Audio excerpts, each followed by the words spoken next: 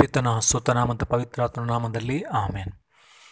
ಆತ್ಮೀಯ ಸಹೋದರ ಸಹೋದರಿ, ನಾವು ದೈನಂದಿನ ಟಿ ವಿ ಮತ್ತು ವೃತ್ತಪತ್ರಿಕೆಗಳನ್ನು ನೋಡುತ್ತೇವೆ. ಅದೆಷ್ಟು ರಕ್ತಪಾತ, ಆಸ್ತಿ ಅಂತಸ್ತಿಗಾಗಿ ಸ್ವಂತ ಮಕ್ಕಳೇ ತಂದೆ ತಾಯಿಗಳನ್ನು ಕೊಲ್ಲುವುದು ಅಥವಾ ಅಣ್ಣ ತಮ್ಮಂದಿರೇ ಬಡಿದಾಡುವುದು, ಜಗಳವಾಡುವುದು, ಹೆಣ್ಣು ಮಕ್ಕಳ ವಿರುದ್ಧ ನಡೆಯುತ್ತಿರುವಂಥ ಅತ್ಯಾಚಾರ, ನಮ್ಮ ದೇಶದಲ್ಲಿ ನಡೆಯುವಂಥ ಅರಾಜಕತೆ ನಮ್ಮೆಲ್ಲರಿಗೂ ತಿಳಿದೇ ಇದೆ. ಹೀಗಿರುವಾಗ ಇನ್ನು ಮೊದಲನೇ ವಾಚನದಲ್ಲಿ ನಮಗೆ ಸಂತ ಯೋಹಾನರು ಹೇಳುತ್ತಾರೆ, ಒಬ್ಬನು ತನ್ನ ಸಹೋದರನು ದ್ವೇಷಿಸಿದರೆ ಅವನಿನ್ನೂ ಕತ್ತಲಲ್ಲೇ ಇದ್ದಾನೆ ಎಂದು. ಯಾಕೆಂದರೆ ಆತ್ಮೀಯ ಸಹೋದರ ಸಹೋದರೇ, ನಮ್ಮನ್ನು ಪ್ರೀತಿಯಲ್ಲಿ ಒಂದುಗೂಡಿಸಲು ನಮ್ಮಂತೆ ಮನುಷ್ಯರಾಗಿ ಜನಿಸಿದ್ದಾರೆ ಪ್ರಭು ಯೇಸು. ಆದ್ದರಿಂದ ಪ್ರತಿಯೊಬ್ಬರಲ್ಲೂ ನಾವು ಕಾಣಬೇಕಾಗಿದ್ದು ಪ್ರಭು ಯೇಸುವನ್ನು. ಆ ಒಂದು ಇತರರು ನನ್ನ ಸಹೋದರ ಸಹೋದರಿ ಎನ್ನುವಂಥ ಒಂದು ಪ್ರಜ್ಞೆ ಬರದೇ ಹೋದರೆ ನಾವು ನಮ್ಮಲ್ಲಿರುವಂಥ ಆ ಒಂದು ಮೃಗೀಯ ಆಸೆ ಆಕಾಂಕ್ಷೆಗಳಾದ ಮದ ಮಾತ್ಸರ್ಯ, ಲೋಭ, ಮೋಹದಿಂದ ನಾನು ಚೆನ್ನಾಗಿರಬೇಕು ಎನ್ನುವಂಥ ಅಹಂನಿಂದ ಇತರ ಬದುಕನ್ನು ಹಾಳು ಮಾಡುವುದು, ಅವರಿಗೆ ಹಾನಿ ಮಾಡುವುದನ್ನು ನಾವು ಏಸುವುದಿಲ್ಲ. ಆತ್ಮೀಯ ಸಹೋದರ ಸಹೋದರಿ, ದೇವರ ಮಕ್ಕಳು ಇಂಥ ಕರ್ತಗಳನ್ನು ಮಾಡಿದ್ದೇ ಆದರೆ ಅವರು ದೇವರ ಮಕ್ಕಳಾಗಿಲ್ಲ, ಅವರು ಕತ್ತಲೆಯ ಮಕ್ಕಳಾಗಿದ್ದಾರೆ.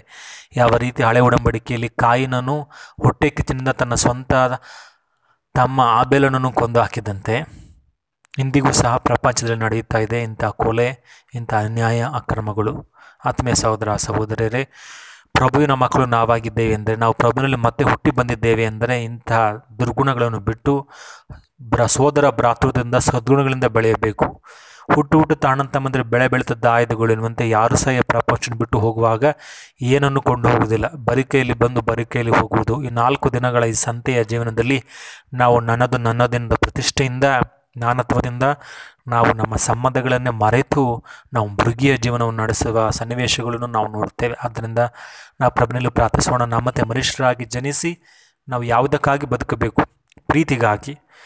ಯಾವ ಕೆಲಸವನ್ನು ನಮ್ಮ ಬದುಕಿನಲ್ಲಿ ಮಾಡಬೇಕು? ನಾವು ಸೇವೆ ಮಾಡುವುದಕ್ಕಾಗಿ ಎಂದು ನಮ್ಮ ಕಾಲುಗಳನ್ನು ತೊಳೆದು ನೀವು ಸಹ ಒಬ್ಬರು ಮತ್ತೊಬ್ಬರ ಕಾಲುಗಳನ್ನು ತೊಳೆಯುವ ಹಂಗಿನಲ್ಲಿದ್ದೀರಿ ಎಂದು ತಿಳಿಸಿದಂಥ ಪ್ರಭು ಯೇಸುವಿನಲ್ಲಿ ನಮ್ಮ ಕುಟುಂಬಕ್ಕಾಗಿ, ನಮ್ಮ ಸಮಾಜಕ್ಕಾಗಿ ನಾವು ಪ್ರಾರ್ಥಿಸೋಣ. ನಮ್ಮ ಮನಸ್ಸಿನ ಅಂತರಾಳದಲ್ಲಿರುವಂಥ ಮೃಗೀಯ ಭಾವನೆಗಳನ್ನು ಬಿಟ್ಟು ಸೋದರ ಸದ್ಗುಣ, ಒಗ್ಗಟ್ಟು, ಒಮ್ಮನಸ್ಸಿಂದ ಬಾಳುವ ಬದುಕು ನಮ್ಮದಾಗಲಿ. ಬೈಬಲ್ ಶ್ರೀಗಂತ ಹೇಳುವಂತೆ, ಕೋಪ ಬಂದರೂ ಪಾಪ ಮಾಡಬೇಡಿ ಎನ್ನುವಂತೆ ನಾವು ನಮ್ಮ ಈ ಮೃಗೀಯ ಭಾವನೆಗಳನ್ನು ಹತೋಟಿಯಲ್ಲಿಟ್ಟು ದೇವರ ಬೆಳಕು, ಸತ್ಯದಿಂದ, ಪ್ರಾರ್ಥನೆಯ ಶಕ್ತಿಯಿಂದ, ಪ್ರಭು ಯೇಸು ಕ್ರಿಸ್ತರ ಪೂಜೆ ಮತ್ತು ರಕ್ತದ ಪೋಷಣೆಯಿಂದ ನಾವು ದೇವರ ಮಕ್ಕಳಾಗಿ ಬಾಳುವ ಆ ಒಂದು ನಿರ್ಧಾರವನ್ನು ಕೈಗೊಳ್ಳುವಂತೆ ನಾವು ಪ್ರಭುವಿನಲ್ಲಿ ಪ್ರಾರ್ಥಿಸೋಣ. ಜೋ ಜೋ ಎಂದು ಜೋಗುಳ ಹಾಡಿ ನಿನ್ನನು ಮಲಗಿಸುವೆ, ಕಂದ ನೀ ಮಲಗು, ಕಂದ ನೀ ಮಲಗು.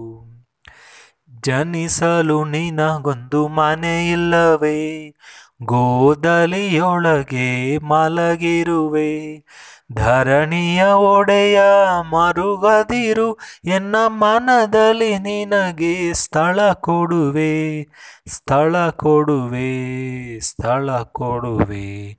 ಜೋ ಜೋ ಎಂದು ಜೋಗುಳ ಹಾಡಿ ನಿನ್ನನು ಮಲಗಿಸುವೆ, ಕಂದ ನೀ ಮಲಗು, ಕಂದ ನೀ ಮಲಗು.